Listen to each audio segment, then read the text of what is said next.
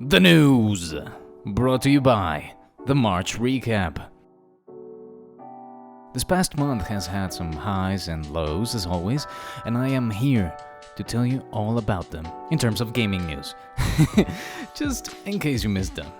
Keep in mind, this is arbitrary as heck, as these are the gaming news I consider to be the most relevant. Earlier in March, we got the announcement of a new Budokai Tenkaichi game by Bandai Namco. It currently has no confirmed release date, and it is said to be in the early stages of development. Nintendo came out swinging! They have released the whole mainline 2D Metroid series on the Nintendo Switch Online service by adding Metroid Fusion. It was made available on March 9th. Another thing that has been going on since last year has been the acquisition of Activision Blizzard by Microsoft. There are a couple of updates though, and the deal seems to be close to being made a reality. On March 28th, the Japan Fair Trade Commission approved the acquisition following Chile, Brazil, Saudi Arabia, and Serbia. Also, the United Kingdom regulator seems to be edging towards approving the deal as well. They mentioned in an update to its provisional findings that, and I quote, "We have now provisionally concluded that the merger will not result in a substantial lessening of competition in console gaming services, because the cost to Microsoft withholding Call of Duty from PlayStation would outweigh any gains from taking such action." They did note that the change in their stance is only related to consoles, and they still have concerns about how the deal might affect the cloud gaming market. Their full verdict is due at the end of April, so we shall see how the saga continues to unfold. Early on in March, Sonic co-creator Yuji Naka admitted to doing insider trading while working at Square Enix during his first trial with the Tokyo District Court. He admitted to violating Japan's Financial Instruments and Exchange Act for trading 1 million in stocks while working at Square Enix. He's been arrested twice over allegations of insider trading in relation to Dragon Quest and for purchasing 1 million shares in A-Team Entertainment before going public about a deal with Square Enix. On happier news though, the Square Enix CEO, Yosuke Matsuda, who constantly pushed for NFT games, is said to be replaced by Takashi Kiryu, pending shareholder approval in June. Now, we know the internet will do what the internet often does, and that is to just be completely awful to people. Following controversy about the game Hogwarts Legacy, VTuber Pikami has retired on March 31st. What is worse is that many of her more hardcore fans took this as an opportunity to have some iconic gamer moments by resorting to transphobia, among many other even more awful things. This has led to her becoming into a sort of martyr to those bemoaning the effects of cancel culture and for others looking for an excuse to attack a marginalized group. It must be said that fans have also expressed that this is not what she would have wanted from her community, as well as this not being confirmed as a cause for her retirement. We got the announcement of Shadow of the Erdtree, an upcoming expansion for the 2022's Game of the Year, Elden Ring.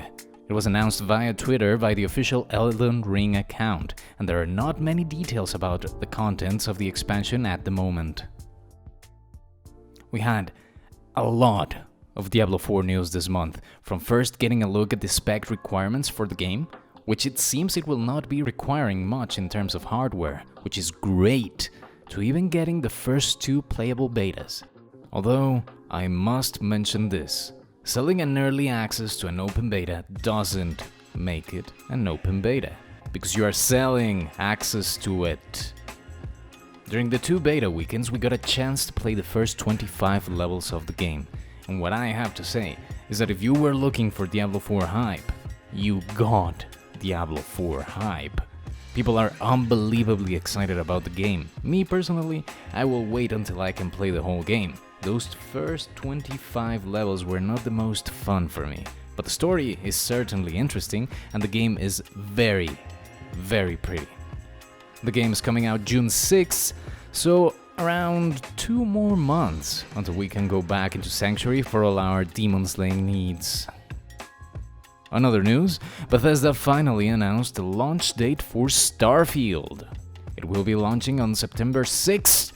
It was originally meant to release last year, but following a delay out of 2022, we finally have a date, which is also a delay as well, as it was expected to come out in the first half of 2023. But it was said that there will be a deep dive into the game delivered on June 11th. Hideki Kamiya, creator of Bayonetta, has come out to tell us that the latest game's purpose is to fix Japan's low birth rate problem. He even made a flowchart of a Twitter post detailing how the release of Cereza would lead to a baby boom among players. Certainly, this has been met with skepticism by many, but one has got to admire his positivity.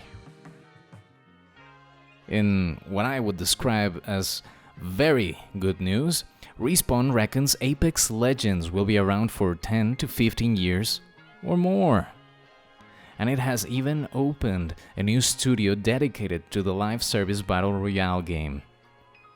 After seeing at the beginning of the year the death of Apex Legends Mobile, fans such as myself were rightfully worried about the future of the main game Apex Legends. The announcement for the mobile game felt like it came out of nowhere, and that it may lead to the demise of the franchise, seeing as how the main game was also underperforming. But with the release of its 16th season, Revelry, all of those worries were put to rest, at least for the moment, as the game broke its own concurrent player records again and again and again. So it really does seem like the game will be here for a while longer. Hopefully Respawn and EA have learned the right lessons and will listen more to the community so that the game really does live for another 15 years or more. On very unfortunate news, The Last of Us Part 1 PC port has finally released, and to the dismay of many, it shall be added, at least for the time being, until it is fixed, please fix it, to the long list of terrible PC ports. As reported by many players, the game chugs on all sorts of hardware, regardless of the game's modest system requirements. Reports range from stuttering to frame rate inconsistency and very frequent crashes. The root of the issue has been said to be stemming from the shader compiling, which has become a common issue with PC games as of late. Right now, the game sits at mostly negative on Steam. So far, Sony is yet to comment on the port's performance or if it plans on releasing a patch soon-ish to fix all of this. This is all a tragedy, as the game was riding the hype wave created by the massive success of the HBO series based on the games. But until any of these issues are fixed, it seems it is better to just rewatch the series.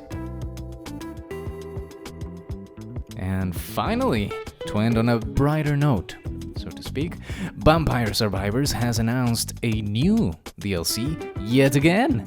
So if you're looking to play a great game while waiting for The Last of Us to be fixed or Diablo 4 to release, there is no higher recommendation I could possibly give. Tides of the Foscari is due April 13th. This will make it the game's second DLC. The DLC will introduce 8 new characters, 13 unique new weapons, and a new stage, which they promise to be, and I quote here, the perfect place to have an average adventure with 0 complications. There will also be new music tracks and 21 new achievements. Unfortunately, this means that, yet again, if, like me, you were previously at 100% completion of achievements, once the DLC comes out, you won't be anymore. The DLC will set you back $1.99. So as I said, if you have time to spare and a couple of bucks around, do yourself a favor, play a great indie game. Unfortunately, this marks the end of the March recap. But I will be back at the end of April to update you on the comings and goings in gaming. If there are any stories you feel I should know about, do send them my way over on Twitter. And don't forget to like the video and subscribe to the channel. And please, do let me know what you think. Have you played Vampire Survivors yet? Am I judging your life choices because you haven't? Yes? Feel free to comment down below. I am Asterion, and I will see you again next time.